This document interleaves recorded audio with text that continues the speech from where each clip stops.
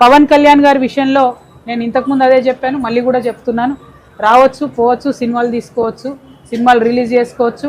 ఆ సినిమాలు మేము చూసి మీరు వేసే స్టెప్పులకు మేము కూడా చప్పట్లు కొట్టవచ్చు. మా నైజాములో అన్నిటికన్నా పెద్ద కలెక్షన్ వస్తుంది మీకు. అంటే బేసికలీ సినిమా ఇండస్ట్రీ బతికేదే మన తెలంగాణ ప్రజల ఓట్లతో. తెలంగాణ యువకులకు కూడా నేను ఒకటే మాట చెప్తాను, ఆయన ఒక సినిమా యాక్టరు, ఆయన మనకు ఒక ఎంటర్టైన్మెంట్ ఫ్యాక్టరు. అక్కడి వరకు మీకు అభిమానం ఉంటే హ్యాపీ, సంతోషం. బట్ ఆయనకు మన రీజియన్కి సంబంధం లేదు. ఆయన ఆంధ్ర ప్రాంతానికి సంబంధించిన డిప్యూటీ చీఫ్ మినిస్టర్, అక్కడ అధికారంలో ఉన్నాడు. ఆయన ఆంధ్ర వ్యక్తి.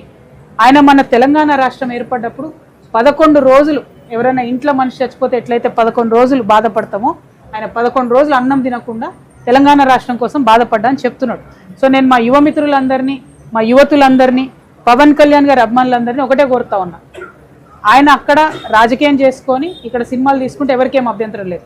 ఇక్కడ రాజకీయం మాత్రం తెలంగాణ బిడ్డలే చేయాలని చెప్పి మేము బలంగా పిడికిలెత్తి కొట్లాడి 1200 మంది బిడ్డలు చనిపోయి ఎంతో మంది ఉద్యమకారులు బలైపోతే వచ్చిన రాష్ట్రం.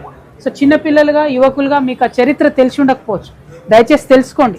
వాళ్ళు సినిమా యాక్టర్ల ముసుగులో వస్తారు, తర్వాత మన రాష్ట్రం మీద కబ్జా పెడతారు. అంతకుముందు కూడా అదే జరిగింది. సినిమాల ముసుగులో వచ్చిండ్రు, మీ భాష బాగాలేదు, మా భాష బాగుందని చెప్పి మొదలు పెడతారు. మీరు పుట్టినప్పుడు, ఈ యువతి యువకులు పవన్ కళ్యాణ్ ఫ్యాన్స్ పుట్టినప్పుడు మమ్మల్ని ఏడిపించిర్రు. మేము తెలంగాణ యాసలో మాట్లాడలేని పరిస్థితి ఉండే. అప్పుడు కొట్లాడిన మా యాసలనే మాట్లాడతాం, మా భాషలనే మాట్లాడతామని ఏమన్నారు అప్పట్లో.